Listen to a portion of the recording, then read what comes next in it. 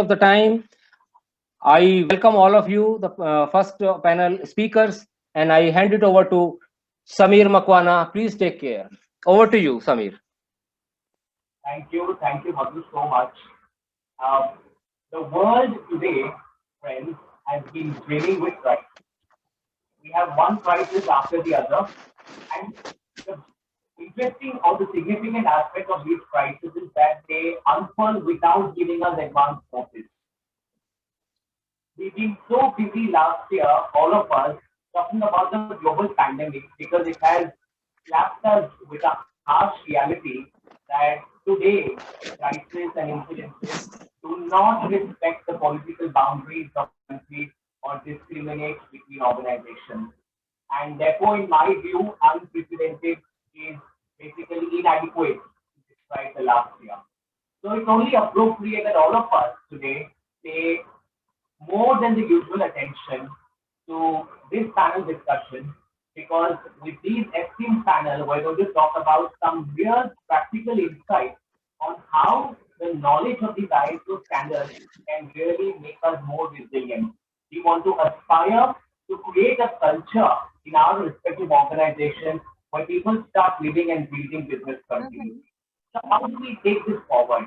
Before we go into our panel discussion, I just want to thank the event for giving me the opportunity of moderating this esteemed panel because I've had the opportunity of interacting with each of them personally, and I can assure you as participants that you are going to definitely get some real practical gems to employ in your own organization.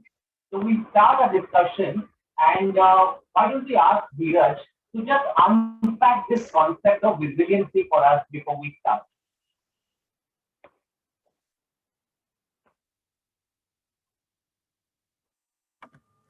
Thanks, Samir. I hope the sound is clear. Yes, Dheeraj, you're audible. Great. Sounds good. So I'm going to share my screen. Thank you so much, Sohan, Madhu, Samir, everyone else on the panel, Hatem, Harsha. I guess we are all a great and a well-knit community and look forward to this session. Thank you. So I'm just going to share my screen. Just give me a second.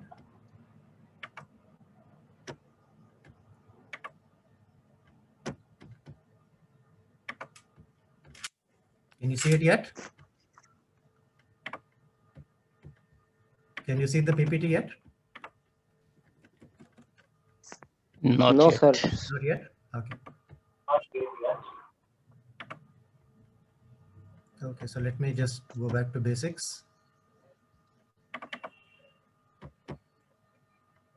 Now we can see this. Yeah, we can see it now, sir. I would have rather not shown you all of this, but there is a bit of an issue in opening it, and I think we should be good now.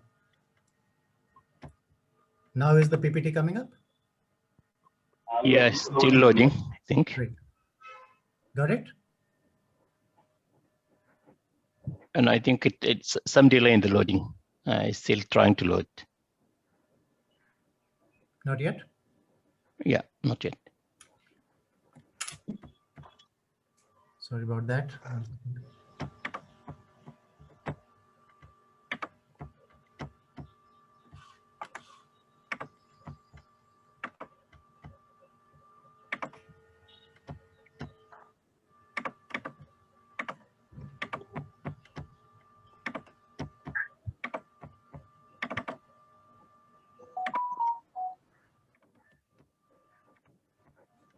Everyone, while Dheeraj brings it out, pay attention as he tries to unpack this concept of resiliency for us, especially since there's so much of fog of ambiguity that can sometimes surround these basic concepts.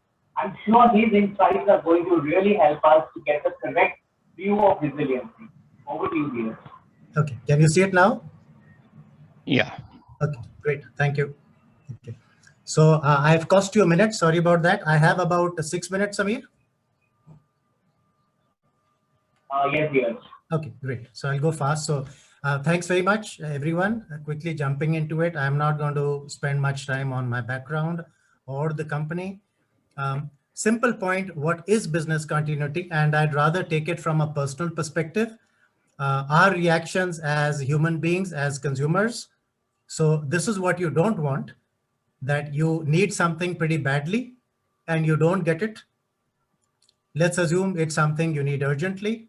For example, a duplicate SIM card, a phone, a printout, cash. Without that, you'll struggle. And you want it, and they say, sorry, you were closed. And let's be clear that this is an entity that should have been open. So you went there with full plans. You said, great, I'll get this done. And suddenly you're down and now you're stuck. What do you do now? Reactions, frustration, anger, disappointment. They were supposed to be closed, open. How can they do this to me?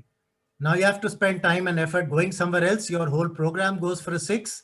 They let you down. Would you perhaps even go back? There's a good chance you won't. Now you're really irritated. You're angry. They've screwed up your whole schedule. Never going back to this place again. I'm going to tell my friends about it. I'm going to put it on social media. This is what good organizations don't want people to do to them. So these are the consequences of business continuity. Now let's put this in a real life perspective. Real incident in the UK. There's a small line out here, not very clear. Most UK outlets closed after DHL supply deal fails to deliver. Let's assume it's a Friday evening in the UK or in India or in other, maybe the Middle East, it's a Thursday evening. Start of the weekend, we are all very happy. You like to go out with your kids for let's have a nice evening together. Kids are all excited. Last 2 days, oh, we'll go out and have KFC, and you reach KFC and KFC says closed. What's your reaction? What's your kid's reaction? Again, same, how could you do this to me? So what do you do then? You probably have to go somewhere else, which is not great. Importantly, in this case, it then starts hitting social media. So you're angry.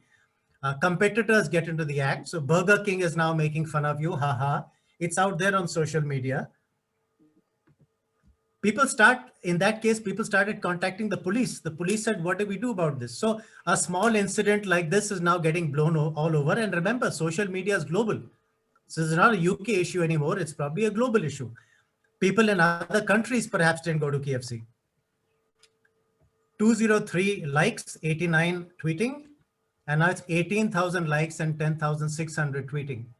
What's that doing to KFC? What's that doing to their reputation? Why? Just because they did not put business continuity in place. Simple. Okay. Direct consequences on KFC, loss of revenues and profits, certainly. People went elsewhere. They've eaten their meal. That money is never coming back. Costs stay the same. Revenues are down. In fact, costs are up because you need to fix things. You need to probably do an advertising campaign. You may need to do some freebies just to lure people back and let them be clear that the problem is now over. Embarrassment, effort, reputation issues, cost and effort seen as incompetent, non-professional. Probably what happens if the other supplier is better? If your kids had a better meal, would you ever go back to KFC again? You probably won't. So KFC may have lost permanent business. Could be fines, penalties, and other desirable actions in some industries, maybe not in KFC, but certainly in banking, financial services, insurance, stock exchange, often yes. In a truly competitive situation, you could have in fact closed. Logically, as we saw, revenues are down, costs are up. You will have a profitability issue. You will have a cash flow issue. We saw this in the World Trade Center scenario. There were 550 companies in the Trade Center on September 11th. 18 months later, 550 of them had gone out of business because they could not ensure continuity of their services.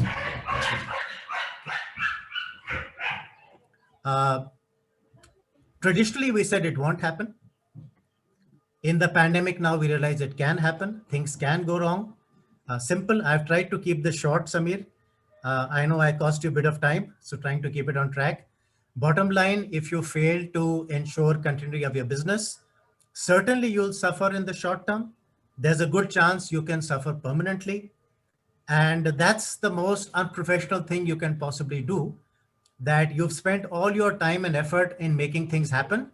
And due to lack of planning from a continuity perspective, it all goes waste. Simply unacceptable. We say the purpose of business is to be in business. What you don't want is that you allow a situation where after all of this, you lose that business on a temporary or a permanent basis. So with that, I'll stop. I think Q&A will probably be later, Samir. By all means, let's please hit me in the Q&A. Otherwise, write to me if you like. And I'll just take a minute, Samir, just to mention that we have another event coming up in March. So once we are done with this, don't want to intrude in this, I'll probably put it on the chat line, which is Global Heads, etc. So if anyone's interested in that, they can come in, but I don't want to cut into the time of this session. So over to you. Thank you, Dheeraj. I think what we can really take home from your explanation of resiliency is that the purpose of business is to be in business. Anything that interrupts our business and can impact our immaculate reputation definitely causes our resiliency to get affected. And I like the point that you said, I'm sure all in the participants have appreciated it, that today the power of our speech is actually amplified by the use of social media. We have to be really cognizant of that. So resiliency can today, become a global issue as well. So very well done, Dheeraj. Thank you for that. Now, with this knowledge of resiliency, it's only right that we ask, Shabir, how can we align this knowledge of resiliency into our respective industries? I know you are coming from our telecom sector. So tell us how we can align this information into our respective industries, because I know the principles of resiliency are going to remain uniform across industries. Well, first of all, good morning, everyone, and thanks for having me here, Samir. Well, from my industry perspective, yes, I think the best example is 2020, because this unexpected, uncertain pandemic, which put us in a situation that we never have been before, like at least my age, and I have some senior people here, but of course, about last 20 years or 30 years, that wasn't the case. So the most important thing, the challenge was not only business continuity, remaining the resilient in their market, right? That was the biggest challenge, and which was focused at that moment. There was no clue about it, but eventually that most of us, like in the industry, will remain solvent, not only remaining the solvent and also ensuring that all the business targets to be met. So most importantly, like before I jump to the questions response immediately, I'll say start with as Mr. Lal has explained very well in example, that the most important thing for the business, not only remain close to intended objectives, it also remains to the main core of the business, like that's telco, we are providing services, and in the main services that you have to provide a connectivity. That imagine a situation that you are in a hospital and you don't have a connectivity, or you're at airport, or you have very critical situations that you need a connectivity. So earlier to pandemic, we were more focused upon business continuity, like business continuity, normally using the tools of business impact analysis, risk management, monitoring and preventions through controls, and a flexibility. There was definitely a flexibility to adopt a change. But the last part, that these all tools remain as is, but the most important part, which was really came in the picture, adaptability to accept the change. Because if you don't accept the change, you're never gonna be surviving, right? So imagine, like, I'm still in a position now, I work from home from last 1 year, like most of the country here I think it's one of the affected country in the region, and we are work from home, and we have still a lockdown. We have a partially, a closure of some family gathering or gathering entities. That's Samir, you're mute, right? You're currently mute. If you were saying something. No, I wasn't saying. Okay, fine. So the most important, like I'll just try to summarize it because of the time constraints from the use experiences from last 1 year, that the most important principles came on the table. That was adaptability to accept the change, and everything was revamped up. People are working from last 1 year from the home, away from the offices, even out of the country. They are connected, that adopting new technologies, that if you over the night, like, it wasn't easy to do it, but we start revamping up the policies. Everything was going on online. Like, if you need anything services, rather than you visiting any stores or you visiting any premises of the business, you was going online and getting the services. Even the new customers, SIMs was get delivered through courier services. And we went to the eSIMs approach. Like eSIM is totally, it's not as easy to go with it because it has a dependency, or your predecessor is one of the hand. So we get, anyway, other than eSIMs, the majority of services went online. So what I'm trying to summarize in a way that flexibility to adaptability was the key in that case, in top of the normal business continuity tools from the BIA, risk analysis, controls and monitoring. Now, resilience, we divide in 3 parts. Number 1, operational resilience, because you need to make sure that your operation up and running. Number 2, you talk about supply and chain resilience. And number 3, your information security risk, because everything is going online, that will be security threats. So as a wrapping up the answers, the success story was depend upon working on 3 areas. This operational resilience, supply chain resilience, and the last one, information security resilience. These all contributed towards a successful, seamless business and services for the end users. From my, what do you call, in last 1 year case study in regarding responding to the pandemic 2020. Over to you, Samir. Yeah, thanks, Shabir. I think you have really driven home the point that there are 3 key things that we need to, ensure from a resiliency perspective we are doing in our industries, right? I'm sure, like we, even the other participants have made this copious note that operation resiliency, supply chain resiliency, information security are the key things we must do. And what we really appreciated you mentioning is that today we must have the flexibility to adapt to change. We can't have this rigid policies in place. So very well said. Now with that, it's only correct that we transition by asking, Dr. Nitin, how are all these pillars of resiliency really interconnected? We don't want to have this mindset that, we are going to work on one aspect of resiliency and not work on the other aspect. They all are interconnected. So Dr. Nitin, why don't you throw some light on the interconnections between all of these concepts of resiliency?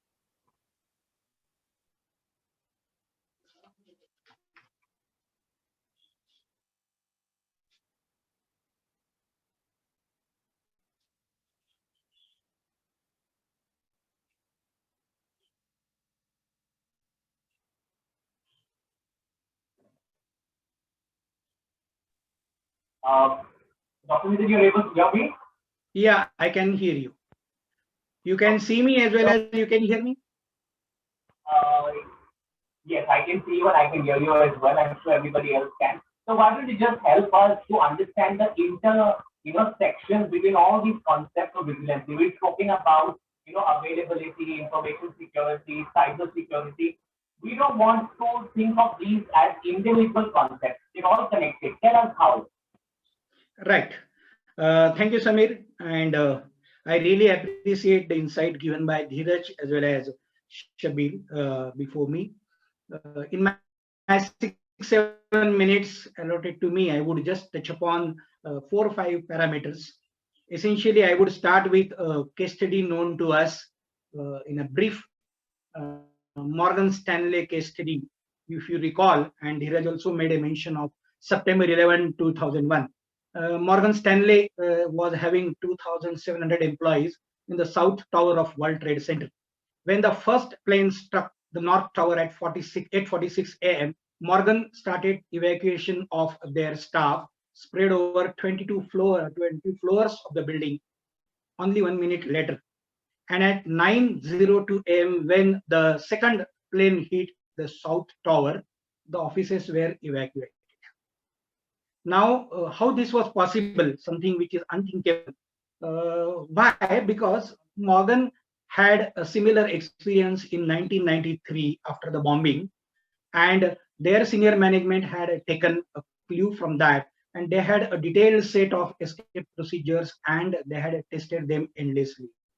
The resilience they built in the organization saved thousands of employees and their lives. Now, this is where resilience that really comes from.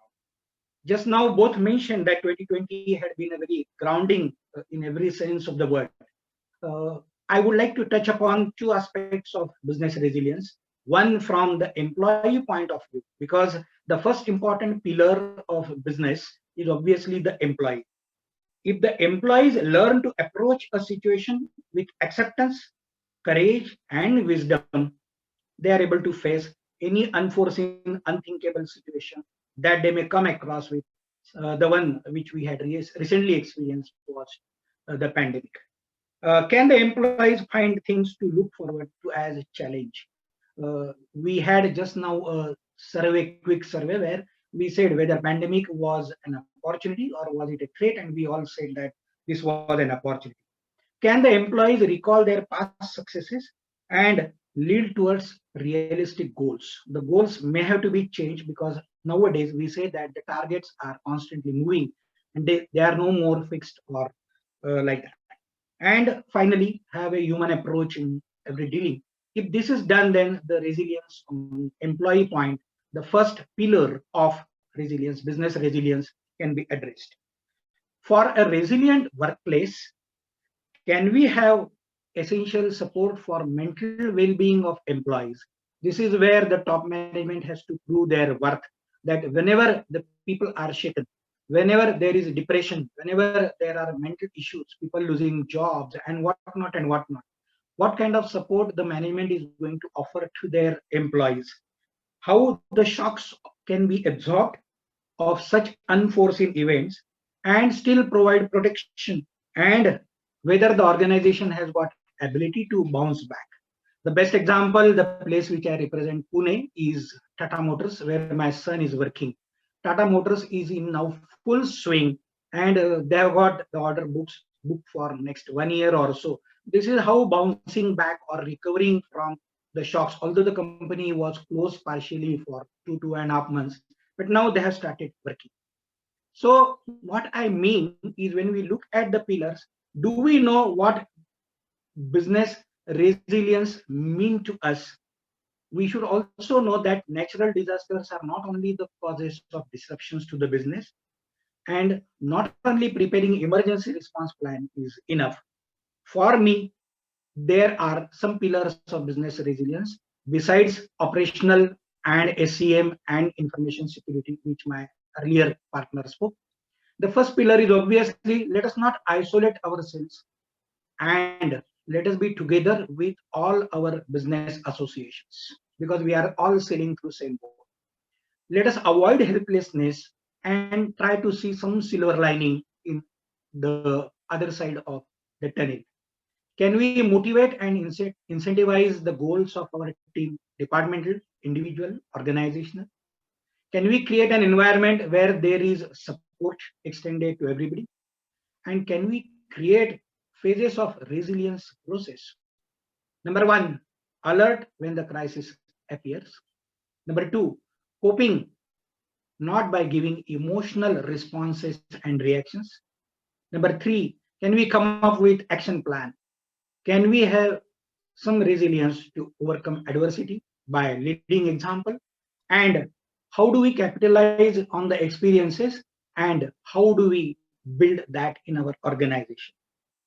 Very recently in Pune, Cosmos Bank had a big issue of data theft and data security, and that was from an outside country, and in a span of 2 months, they were in a position to restore the faith of their customers, because people like you and me are having saving accounts and lockers and whatnots in the bank. Lastly, before I close, let me also bring you to the topic of our discussion, how ISO standards are going to bring resilience in the businesses.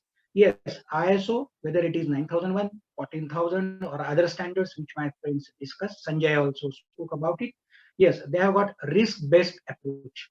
Right from 2015 version, ISO is talking about risk-based approach, where it emphasizes assess the risk, address the risk through leadership issues, and then action should be taken to address the risk and opportunity.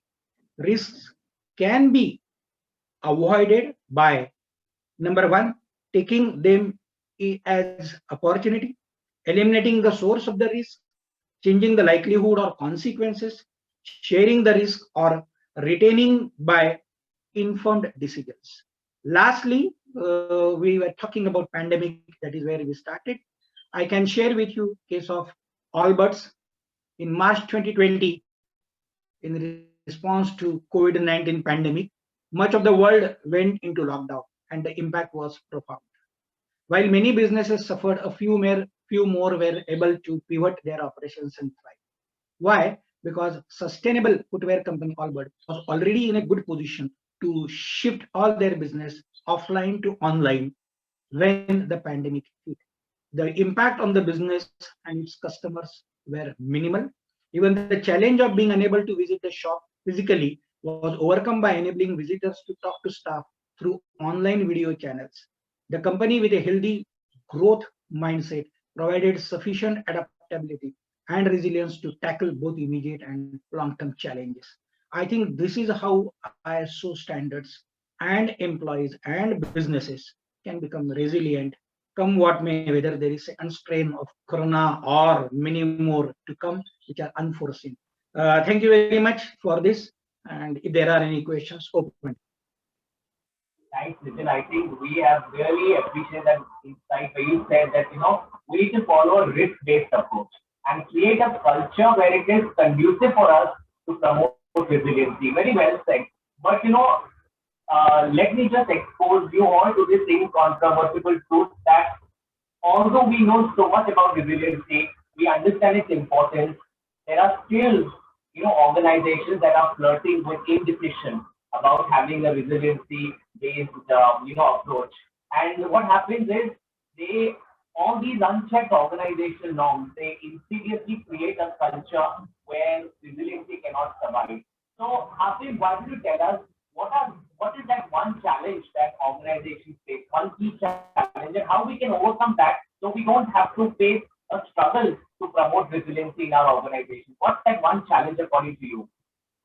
Yeah, one challenge according to me is obviously lies with the leadership of the organization, who are required to constantly update and upgrade themselves in terms of future businesses, which are going to be very, very, very, very uncertain. Despite so many challenges to businesses now, the biggest challenge is the unforeseen tomorrow. How do we gear up for that? Right. How do we gear up for that?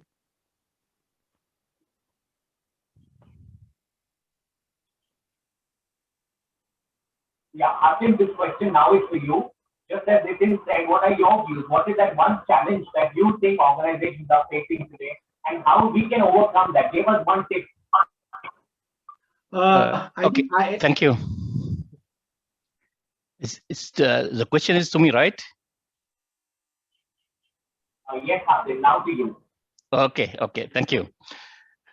Thank you, Alvin, for this opportunity to be part of this panel and to discuss this very important topic. It's actually going back to the challenges facing business to be resilient. I think the most important challenge now is the complexity of the business themselves. And now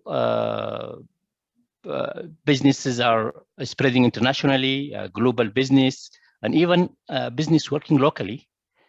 They work in and across the country. They may be having 30 branches or more. So business becoming very complex, and controlling this, the operation of these businesses is a real challenge. Okay, even in the business as usual, but definitely if any disruption happened, they will face so many issues in recovering back their minimum operation. So complexity of business is one of the major challenges in my perspective, and they can overcome that by, I like what Dr. Nitin mentioned, the business should have a risk-based approach. So if they are following a risk-based perspective, they will take right decisions, when to extend, how to extend, and what are the risks, the foreseen and even the unforeseen things that they can assess it, and they take right decisions accordingly. So this is the main thing. The second challenge in my idea is the emerging technology. Emerging technologies now is posing a very, very high risk to businesses if it is not managed properly. It's like, for example, big data, Internet of Things, new technologies. So before implementing any new technology, you need to assess all the risks related to this technology, or it may impact your operation and definitely your resilience.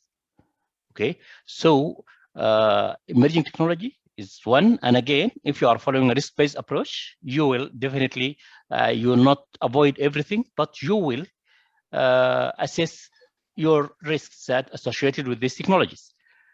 The third challenge, I believe, is the increasing cyber attacks. And now people connected across the world. Okay, we are not working in silos. So internet connecting everybody in the world. So this increases the attack vector. And if you don't have a good information security capability in terms of technology, skills, tools, and everything, okay? And again, most important is the risk-based. Yeah, and information security is again about risk assessment. If you're not assessing your risk properly, you will get into troubles and you will face so many cyber attacks again. Okay, so cyber attacks and increasing vector of attack vectors is posing a huge challenge for organization to achieve their business resilience as planned. Okay, Right. And yes, So I think that is a. Go ahead. The last point, the skills, the human skills, and this is mentioned by Dr. Nathan. I like that. The human skills. If you don't have the proper or the adequate human skills in terms of knowledge, experience, and so definitely you cannot achieve business resilience, because this is the main factor in business resilience. Okay, so human skills again is a challenge. So you should have a clear program for acquiring those those knowledge, skills, and retain. Also, you have a retention plan to retain the important or key persons in your organization. Okay, I think I took more than 7 minutes. But never mind, just with the paucity of time, I must really wrap up what you said very well, that we must have a risk-based approach, and since we're facing so much of complexity in our business, it's important that in order for us to get a management buy-in, we must take facts, statistics to them and show them that this is the reason why we want to have a good, resilient organization. So risk-based approach and the knowledge of this ISO standards is really helpful. And finally, just to conclude, Harsha, why don't you tell us how all of this knowledge, knowledge of the challenges, knowledge of the intersections, knowledge of taking in our own industry, how all of this acts as a catalyst in creating a vibrant resiliency culture in an organization? How can we take this knowledge? What should we do? Okay, so Samir, thank you for this turn to speak about the ISO and the resilience piece from my side. Now, just to introduce myself, basically an industry expert and knowledgeable person from the business continuity perspective. I do write a lot of articles on LinkedIn for various aspects of continuity moment insight. So all of you can probably connect and read. What I will cover right now and give you is I'll just upload a small presentation of 2 slides so that it becomes easy for everyone to understand. Just give me a minute, please. Sure. Can you see the slide? Yes, we can see it now, Harsha. Can you see the slides now? Yes, Harsha, we can see it, yes. Yeah, okay. Yeah, we can see it. So fundamentally, I'll just like to cover it in a very simple way for people to understand, in a very simple summarized form as a form of a story. ISO is a wonderful standard to align and you can understand ISO with so many guidelines and methods of implementing a particular straightforward process in an organization. So a mnemonic to understand it more properly is: I is for inclusiveness, S is for being synergized, and the O is for being O is the organization itself. Now, when we say inclusiveness, what we are looking out for is the 3 R's. That is the reliability, the repeatability, and the reproducibility. So unless and until something is not reliable, you would not like to go and do business with that particular organization. Unless and until you don't have a process which can repeat itself by multiple times by different types of people, it's not a good process. And until and unless it doesn't reproduce the same type of product that it needs to produce, you would not be in business and you would not be in a standardized. The second piece that I want to cover is about the story of the dice. So a dice is basically having the game of dice has basically a very simple game. It has 6 sides of the dice with 1, 2, 3, 4, 5, 6. And the rule is very simple. Unless and until you don't get a 6, you can't start the game. And in order to get a 6, you need to throw the dice. So it is actually a catch-22, which everybody is in, but it can be resolved by starting and doing some action. Now, how does this get aligned to an organization? The game of dice has a rule that I just spoke about.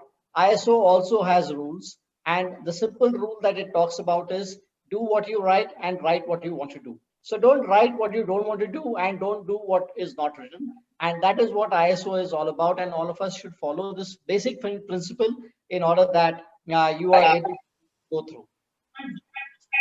Now, the second piece is about resilience. So when talking about resilience, the resilience is about being prepared, being capable of adapting to change, and having a recovery at a very rapid pace. It also is talking about the ability to withstand and be able to recover and have business on a continuous basis.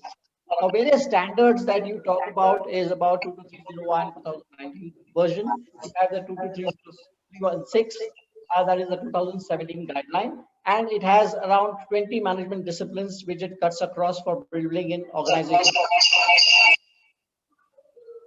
The small story that I want to talk about here in order to understand resilience is about the father and the 4 sons who were called inside and given the 4 sticks to either break them or hold them. And the small story that talks about is when all the sticks are tied together, it's difficult to break. And it's very easy to break a single stick that has been given to you individually. So as much as it was a small narration of a father to their sons to be united, this story is very much associated to the organizational resilience, because in organizational resilience, everyone has to engage, everyone has to be strong, everything has to be inclusive, there has to be a reliable process, you need to be repeatable, you need to be reproducible, and you need to have the synergy to have the common goal and common objective met. So this is all that I want to say, and I want to summarize the ISO and the resilience piece for all of us. Thank you. Thank you so much, Harsha. I think very beautifully you've given us the insight, and you said something very noteworthy, which is do what you write and write what you do. I think this, along with the risk-based approach, is definitely a good way to start creating a culture of resiliency. So indeed, a very insightful panel discussion. We have unpacked the concept for us. Shabir helped us to see how we can implement this concept in our industry. Nitin helps us to see how all these principles and components of resiliency are interconnected. We can't think of them in silos. Asim told us about the challenges, complex business, how to deal with it. And of course, Harsha summarized it very well. Have a good written, documented approach for business continuity. So I'm sure all of this is definitely helpful to us. Now, when we go as participants or organizations, and when we see something, good, resilient organization, a good practice, we won't only look at it with some aspirational gleam in our eyes, but we want to implement it. So in our own companies, we can create a culture, risk-based culture, where people live and breathe business continuity. Because friends, this is going to be a very strategic arsenal in order to build a resilient organization, the knowledge of ISO standards. So with that, I want to thank all the panelists, all the participants for your undivided attention. And now we'll open up for Q&A.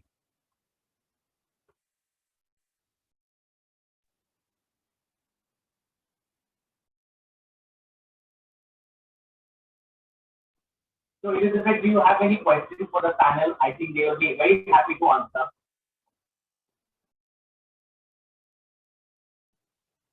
Hi, Samir.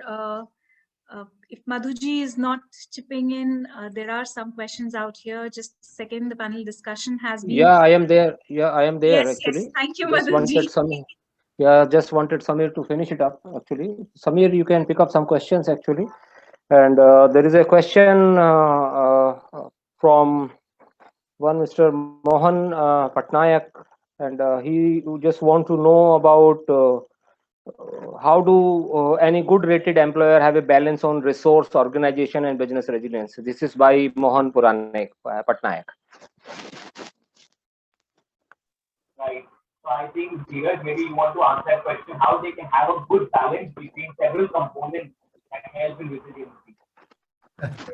So maybe just a quick suggestion also to those who are giving in questions. If you have them directed to a particular panelist, you have that option, and then of course within the panel, the appropriate person can answer. I guess Mohan, it's a question of competencies. In most cases, it makes sense to have defined the competencies that are required, and then it's a question of ensuring that those competencies are ideally met, or if there's a gap, then at least you know how far you are from that. So I would say that would help you ensure that you're able to then meet the specific requirement. That's at a very high level. Most standards also would define the expectation, not just the competency required, but what's to be achieved. So it's like Alice in Wonderland, kind of like a start point and an end point. Alice in Wonderland, there's a statement, I believe, that says, if you don't know where you want to go, you're not going to get there. So at least with a standard, you have clarity where you want to go through competencies or even a current state assessment. An assessment or a health check is a great way to know where you are. So this is where we are. This is what we want to, where we want to go. These are the resources we have, and these are how good or not good they are. This is what more needs to be done. So that's my quick and dirty, keeping in mind the time constraint. Thank you, Mr. Dheeraj Lal, for this very crisp response to the question of Mohan. There is another very crisp question actually. Samir, any one of you can answer. This is by Mr. Mohammed Habib, and he wants to know how to overcome a very particular scenario of risk management and chain management conflict, and how we can factorize the business continuity to make suppliers and customs and to connect the supplier as a blacklist one or the differentiation. So this risk management and change management conflict, how do we handle that? Samir. So I think Asim can answer that question because we spoke about the challenges. So Asim, the question is how to overcome the challenge between risk management and supply chain management.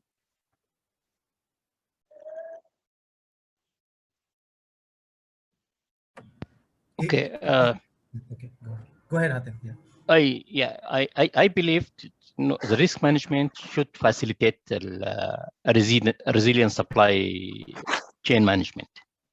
Okay, they're not actually, they should be linked, and in the ideal case, they shouldn't be in conflict, because the risk management, we talk about risk-based approach. So if you are following an effective risk-based approach, we should oversee all the supply chain risks. Okay, we should oversee all the supply chain risks and address them in a proper way, assess the risks and put the proper control. So in my perspective, there should not be if there is a conflict between risk management and supply chain, it means that there is no a proper risk management framework in place. So we have to revisit our risk management framework, because it is at a higher level. It's at a higher level. Okay. If I can just add to that, Hatem, I would say that I would say that risk has to be proactive. And ideally, through a proactive risk management system, in an ideal situation, we would have identified that there are some supply chain concerns, and that allows us to proactively put some solutions in place. So to me, risk should be done pretty much at the beginning so that we can prevent those issues by knowing them in advance and putting in solutions and strategies in advance. Yeah. Very good addition, Neeraj. Yeah, in the same thought. Yes, risk management should be dominant.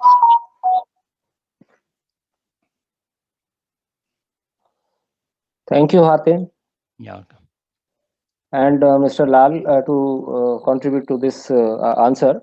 Samir, I have got another question. Maybe we'll take two more questions. One question is, then I have some question. As an audience, I will be asking one question, not as a moderator or not this thing. So this comes from Mr. Sanjay Gore, and he wants to have opinion. One of you can answer about this recent incident of NSE, the National Stock Exchange, just 2 days back, and which has impacted very badly. So your opinion on that, Samir, anybody can answer. Maybe you or Mr. Shastri or something like that. Certainly, but I think, Shabbir being from the telecom industry, and I think he should be able to take this question on what happens when there is a telecom failure in affected one. Recently, we had a telecom, failure with the NSE. So what's your take on that? How can organizations, be more resilient when it comes to service providers failing us? Okay. Well, I've gone through this incident. Actually, still don't have much detail about it, but it reminds me an incident back in 2013 in the Gulf regions. I don't want to mention the name of the telco. It was a complete outage for the one telco service provider. I believe the same case for the NSE. And imagine the whole services was totally disconnected. I'm not talking about data services, that just comes second priority. I'm coming to the voice services, because imagine that the people are totally who are only relying on the same telco service provider. They were out of and there were no one's communication in between. There was a disconnectivity to the B2B customers. There's a disconnectivity to even the ATM machines, and even something a bit worse, that was the airport was also. The airport was only communicating to the planes through satellite communication channels. Their inland connectivity was disconnected. So the lesson learned from that case study, that every telco, they go with the DR solutions, IT DR solutions, right?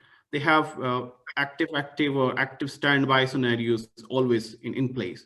However, there was a not proper what you call BCP drill, that if something goes down, the passive or standby should take a traffic. That was the case that it didn't happen. There was an active standby scenario. Then when active went down, I mean the node was, just avoiding the terminology, let's say HSS. If it went down, then automatically the passive node has to, standby node has to take a traffic. Did it happen?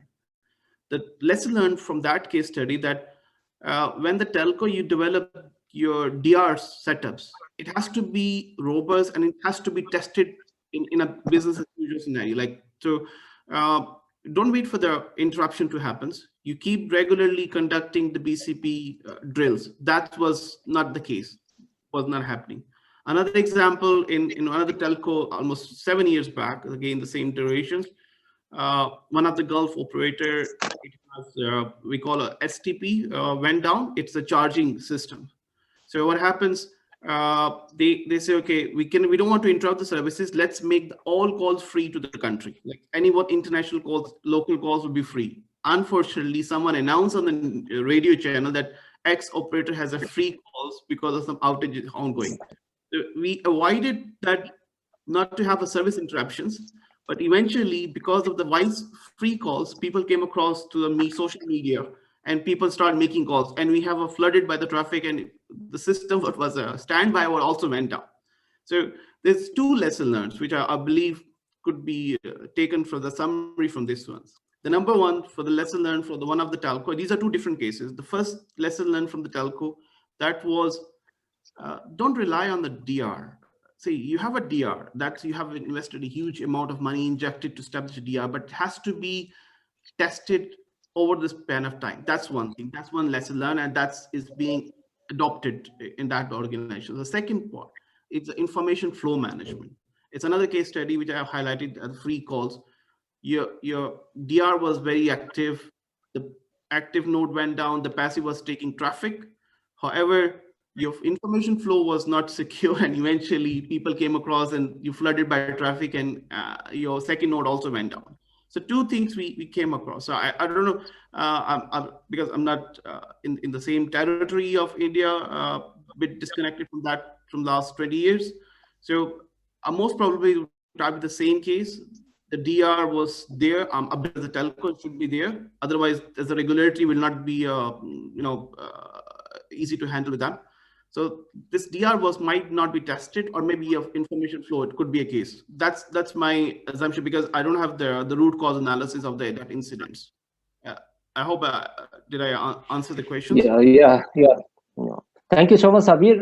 Samir, before you wrap up the session, I, as an audience, wants to ask one question. It may look funny also, but I have the curiosity to ask this question. And this question is, I'm asking to you, Samir. You are a user actually. So from the leadership point of view, there is a lot of hue and cry, even during pandemic or otherwise also, about the importance of ISO standards to maintain the business resilience or organization resilience, or maintaining the business continuity, or the recovery measures which we take. So what is your view? Is this ISO compliance is taken by the leadership as an ornamental thing, or they are really talking about the real value to be added? Where we feel, I mean, where are we now? Exactly where are we? What is your opinion about it? Is a real value add or the ornamental add? So I'm going to be, very clear. There are earlier we used to all have this opinion. Everybody will agree with me that a few years back, people always said that business continuity, ISO certification is the first thing we will do tomorrow. So everyone had this in their mind. It's my priority, but I will be doing it tomorrow. So earlier we used to, think the notion is going to be very ornamental. It will add value to us. But today, I think organizations have disabused themselves of this notion, and now it is seen as a value add. And thanks to the global pandemic, because people believe that when there is something documented, when there is a systematic standard, it's taking what you want to do, and when there is a watchdog, the regulators observing you very closely, I think certifications are not ornaments anymore, but they are actually adding value, because today even the certifications tell us very prescriptive way what we should do, what we should not do. So it's a good start to have, so that if we know where we want to reach, certifications surely help us. And it is we in this community, business resiliency, that have to create this crisis ready culture. If we only don't give the management the facts, the statistics, and scare them, then it's going to be an ornament. But if we tell them the benefits of it in practical terms, how it will benefit my organization. Currently, I don't have a crisis response plan. ISO standards dictate have a crisis response plan. When you show them what you don't have and how the standards are helping you to achieve that, then it is taken very seriously by the leadership. So we have to create that crisis ready culture for the management. Earlier, it was an ornament. Today, it is not an ornament. We have to take a lead in changing that perception. Thank you so much, Samir. Thank you so much, Samir. So we have another now speaker waiting. So you kindly wrap up this session, and then we'll move on. Samir, over to you, Samir. Thank you so much, all the panelists. I just want to wrap up by saying that the insights that we received today are absolutely second to none. And now